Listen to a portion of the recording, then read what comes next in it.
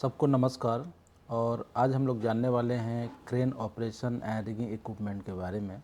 इसमें क्या सेफ्टी लेनी चाहिए, यानी कि crane safety precautions.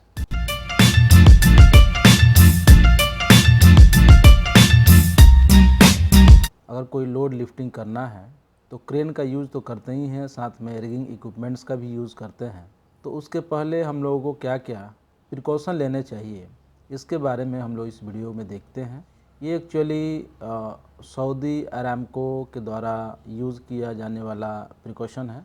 Most of the precaution जो है सेम रहता है हर एक कंपनियों में। थोड़ी बहुत चीज़ें जो है कंपनी टू कंपनी वेरी कर सकती हैं। अगर वहाँ पे कुछ स्पेशल रिक्वायरमेंट है, जैसे हाइड्रोकार्बन वगैरह में ज़्यादातर फायर का चांस रहता है, तो वहाँ पे उसके अनुसार कुछ एक आध प्रिकॉशन अधिक भी हो सकते हैं। और कंस्ट्रक्शन साइटों पे जनरली जहाँ पे किसी तरह फायर का चांस नहीं है, तो वहाँ पे इस तरह कुछ प्रिकॉशन कम भी हो सकते हैं। But this is the basic thing. तो सबसे पहले अगर हम लोग लिफ्टिंग करने जा रहे हैं तो हमको क्रेन का इंस्पेक्शन देखना चाहिए कि हुआ है कि नहीं। और जनरली हर एक कंपनियों में एक प्रैक्टिस होता है कि इंस्पेक्शन करके उस पर एक स्टिकर लगा देते हैं जिस पे वैलिडिटी डेट रहता है और नेक्स्ट ये कब एक्सपायर होने वाला है वो इन्फॉर्मेशन रहता है, और अथॉरिटी की साइन रहता है जो भी इंस्पेक्शन किया है। तो वो एक चेक करना चाहिए कि यानी कि क्रेन इंस्पेक्शन स्टिकर वैलिड है कि नहीं, एक बार ज़रूर चेक करना चाहिए। और अगर नहीं है तो पहले चेक करें, उसकी वैलिडिटी बढ़ाएं, फिर उसको यूज़ कर सकते हैं। उसके बाद आप देखेंगे कि जो भी क्रेन चलाता है उस ऑपरेटर के पास लाइसेंस होना चाहिए। जनरली आप इंडिया में देखेंगे जो टायर माउंटेड रहता है उनको मोटर व्हीकल एक्ट के थ्रू जो है लाइसेंस रहता है हेवी का। कई स्टेट गवर्नमेंट जो है क्रेन के लिए भी देता है। और तो driver has valid certificate for the crane operator, और अगर है तभी उसको क्रेन चलाने के अलाउड करना चाहिए, अदरवाइज़ नहीं। अगर ऐसा कुछ नहीं है तो एक कॉम्पिटेंसी सर्टिफिकेट उसके पास होनी चाहिए जिसमें वो क्रेन ऑपरेट करने के लिए उसको परमिशन मिला हो। थर्ड पॉइंट है क्रेन मस्ट बी ग्राउंडेड। तो कई जगहों पे रिक्वायरमेंट होता है जहाँ पे स्टैटिक इलेक्ट्रिसिटी एक्यूमुलेट होता है, जिससे कि अगर स्पार्क हुआ तो आग लग सकता है। खासकर जो ऑयल एंड गैस है उसमें ज़्यादातर यूज़ करते हैं, बट नॉर्मली कंस्ट्रक्शन में नहीं भी करते हैं, बट ग्राउंड किए तो और अच्छा है। जो भी रिगिंग के इक्विपमेंट है, rigger shall inspect slings fitting cycles prior to use. आप जानते हैं सीलिंग वायर रोप हो चाहे बेल्ट हो या चेन रोप हो, ये सारे का यूज़ करते हैं। चेन सीलिंग हो, ये सारे का यूज़ करते हैं। डी साइकिल का यूज़ करते हैं। तो इन सारे को एक बार इंस्पेक्ट कर लेना है कि सही है कि नहीं। फिफ्थ है कि crane load shall be rigged with the Saudi Aramco certified rigger. ये तो एक पर्टिकुलर कंपनी का नाम है, बट जो भी रिगर हो एक सर्टिफाइड हो, उसके पास कॉम्पिटेंसी हो, यानी कि उसको उस चीज़ के बारे में नॉलेज हो। तो ट्रेनिंग करने के बाद उसकी नॉलेज चेक करने के बाद कंपनियां उनको एक कार्ड इशू करती है। तो जो भी सर्टिफाइड रिगर हो वही अगर लोड को लिफ्ट कर रहे हैं तो ज़्यादा सेफ़ हो सकता है, अदरवाइज़ सेफ़ नहीं होगा। कभी भी अगर लोड को लिफ्ट कर रहे हैं तो avoid load swings over the personal और ट्रैफिक एरिया। किसी के ऊपर से लोड स्विंग नहीं करना चाहिए, अगर खासकर सिटी वगैरह का है तो उस पर विशेष ध्यान दें। सेवेंथ पॉइंट है कि all beams must be fully extended, float pads level and tyres of ground होना चाहिए। यानी कि पूरी तरह से एक्सटेंड नहीं रहेगा, तो जो कैपेसिटी है वो पूरा एक्सटेंड करने के बाद ही लिखा रहता है लोड चार्ट में, अगर आप वो नहीं करते हैं तो उसकी कैपेसिटी उतना नहीं रहेगा। बूम फुली एक्सटेंडेड हो या एक बराबर सारे बूम एक्सटेंड होने चाहिए ताकि बराबर लोड आए। बहुत सारे क्रेन को टायर के ऊपर लिफ्टिंग अलाउड नहीं है। उनको जब अगर लिफ्ट करना है तो आउट ट्रिगर पे ही करना है। तो ये चीज़ें देखें कि ऑफ द ग्राउंड होना चाहिए टायर।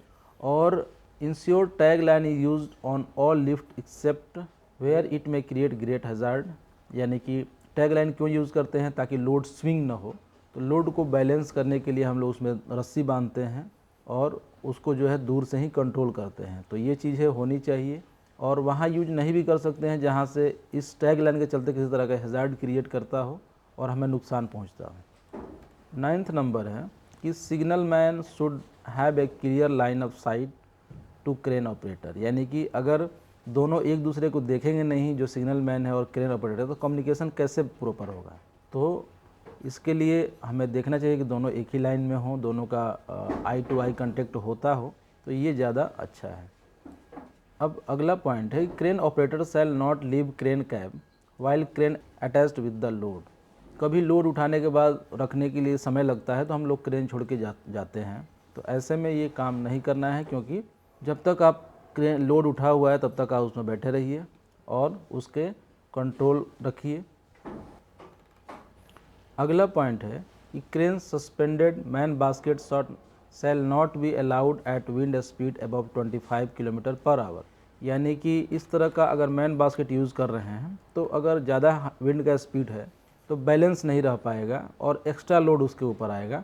तो कभी भी अगर स्पीड इससे ज़्यादा हो रहा है तो आप इस तरह का काम ना करें। और नेक्स्ट है, अगर crane lift shall not be allowed at wind speed above 32 kilometre per hour.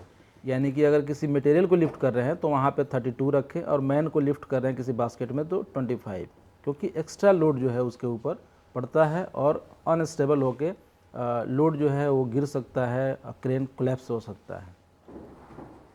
आप अक्सर देखे होंगे कि हर जगह ओवरहेड लाइन हो सकता है, तो जहाँ भी आप लिफ्टिंग कर रहे हैं वहाँ पे देख लें कि क्या कोई पावर लाइन है जिससे क्रेन का बूम टच हो सकता है, वायर रोप सीलिंग टच हो सकता है। ऐसा कोई कंडीशन है तो पता करें कि कितना वोल्टेज है। अगर 50,000 वोल्ट तक है तो आप 3.1 मीटर का डिस्टेंस यानी कि 10 फीट का डिस्टेंस मेंटेन करें। 52 अगर 200 किलो वोल्ट है तो 15 फीट का डिस्टेंस जैसा कि स्टेबल में दिया गया है, और 200 टू 350 किलो वोल्ट है तो 6.1 मीटर यानी कि 220 फीट का, और ओवर 350 किलो वोल्ट है तो आप 7.6 मीटर यानी कि 25 फीट का डिस्टेंस मेंटेन करते हैं। तो ये सेफ़ डिस्टेंस है, क्योंकि गैप रहने के बाद भी जो इलेक्ट्रिसिटी है वो जंप करता है, जिसको हम इंडक्शन बोलते हैं, और उससे आपको टच नहीं होने के बाद भी आपके जो मेटल पार्ट्स है उसमें सप्लाई आ सकता है और इलेक्ट्रिक्यूशन हो सकता है। तो इसलिए हमें एक गैप मेंटेन रखना है, उसके इंडक्शन एरिया में नहीं आना है। तो ये एक सेफ़ डिस्टेंस है जिसको आप मेंटेन करते हैं, तो इस तरह के एक्सीडेंट को आप बचा सकते हैं। अब क्रिटिकल लिफ्ट प्लान कभी कभी चाहिए होता है, जैसे इसके पहले जो बताया ये नॉर्मल लिफ्ट प्लान के पार्ट है। कुछ ऐसे लिफ्ट होते हैं जिसको बहुत अच्छे से हमको मैनेज करना होता है, जिसको हम बोलते हैं क्रिटिकल लिफ्ट। और जब भी क्रिटिकल लिफ्ट करने जाते हैं तो हमको क्रिटिकल लिफ्ट प्लान चाहिए। सबसे पहले हमें ये जानना होगा कि व्हाट इज़ क्रिटिकल लिफ्ट। तो क्रिटिकल प्लान तब चाहिए जब क्रिटिकल लिफ्ट होगा। तो आइए कंडीशन देखते हैं, वह कंडीशन जिसको हम क्रिटिकल लिफ्ट में कंसीडर करेंगे। तो critical lift plan is required if the load 40 ton और ग्रेटर। तो कई जगह पे ये चीज़ें लोड कम भी, कोई कंपनियां 10 टन भी रखती है, कोई 20 टन भी रखती है। तो ये कंपनी टू कंपनी वेरी करता है, तो आपके कंपनी में कितना है वो पता करेंगे। तो जितना लोड होगा उसके ग्रेटर अगर आप उठा रहे हैं तो क्रिटिकल लिफ्ट प्लान बनाना ही बनाना है। और उसके बाद जो अगला पॉइंट है कि क्रिटिकल लिफ्ट तब भी होगा जब हाई लेवल और लॉन्ग रीच रिक्वायर्ड, जैसा कि आप देख रहे हैं बहुत ऊंचा उठा रहे हैं, तो इसको भी हमको क्रिटिकल लिफ्ट में ही लेना है और इसके लिए क्रिटिकल लिफ्ट प्लान चाहिए। आप जानते हैं कि हर क्रेन का एक कैपेसिटी होता है, एक सर्टेन बूम लेंथ पे और रेडियस पे। उस जो लोड चार्ट है अगर उस पॉइंट पे कह रहा है कि इसकी कैपेसिटी अगर मान लेते हैं कि 10 टन है और वहाँ पे अगर 8.5 टन से ज़्यादा उठा रहे हैं, यानी कि 85% रेटेड कैपेसिटी का अगर ज़्यादा उठा रहे हैं, तो हमको इसको क्रिटिकल लिफ्ट में लेना चाहिए। कभी भी 100% तो उठाते नहीं हैं, बट 85% बिलो है तो नॉर्मल, 85% से ज़्यादा हो गया तो उसको क्रिटिकल लिफ्ट में लेना चाहिए। तो ये सब कंडीशंस हैं। नेक्स्ट कंडीशन है कि अगर all crane lift involve man basket required critical lift plan. अगर मैन बास्केट का यूज़ कर रहे हैं तो this must be considered as the critical lift. और अगर क्रेन लिफ्ट एट नाइट हो रहा हो तब भी जो है हम इसको क्रिटिकल लिफ्ट प्लान चाहिए। और उसके बाद crane operator around power line, cranes operating around power lines, अगर पावर लाइन हो उसके आसपास में से हो तो उसको भी हमको क्रिटिकल लिफ्ट बनाना चाहिए, ताकि ये हाई रिस्क हो जाता है। और जैसा कि आप जानते हैं जहाँ भी लिफ्टिंग कर रहे हो सकता है कोई प्लांट चल रहा हो, कुछ प्रेशराइज पाइप लाइन एरिया हो, पॉपुलेटेड ट्रैफिक एरिया हो, रेल रोड हो, हाइड्रोकार्बन्स के पाइपलाइन हो सकते हैं, एवं ग्रांड प्रेशराइज पाइपलाइन हो सकते हैं। ऐसा कुछ भी हो जहाँ पे इस तरह का हो कंडीशन, तो हम अगर उसके ऊपर लिफ्ट कर रहे हैं तो हमको उसको क्रिटिकल लिफ्ट में लेना है और उसके लिए क्रिटिकल लिफ्ट प्लान चाहिए। बहुत सारा ऐसा लिफ्ट होता है जो ब्लाइंड लिफ्ट है, यानी कि हम क्रेन ऑपरेटर के विजिबिलिटी में नहीं है, यानी कोई बीच में ऑब्स्ट्रक्शन है और उसको उस साइड हमको उसको रखना है, तो ऐसे को भी हमको बहुत ही अच्छे से प्लान करना होता है, इसलिए इसको भी क्रिटिकल लिफ्ट में लेते हैं। कभी कभी ऐसा भी होता है कि कंपनी डिसाइड करती है कि हम इस तरह के लिफ्ट को हम क्रिटिकल लिफ्ट में लेंगे, तो अगर कंपनी ने भी कुछ डिसाइड किया है तो उसको भी आपको क्रिटिकल लिफ्ट कंसिडर कर सकते हैं। ये मैनेजमेंट के ऊपर होता है। और कभी कभी आप जानते हैं कि एक क्रेन से लिफ्टिंग संभव नहीं होता है, उसको मल्टीपल क्रेन चाहिए, 2 या 2 से ज़्यादा क्रेन चाहिए, तो इसको हम लोग टेंडम या मल्टीपल और ट्रेलिंग लिफ्ट बोलते हैं, और ऐसे लिफ्ट को हम लोग क्रिटिकल लिफ्ट में कंसीडर करते हैं। तो आई होप जो है आपको ये पूरा इन्फॉर्मेशन क्रेन सेफ्टी प्रिकॉशन काफ़ी अच्छा लगा होगा। तो मिलते हैं अगले ऐसे ही वीडियो में, तब तक के लिए टेक केयर, बाय बाय।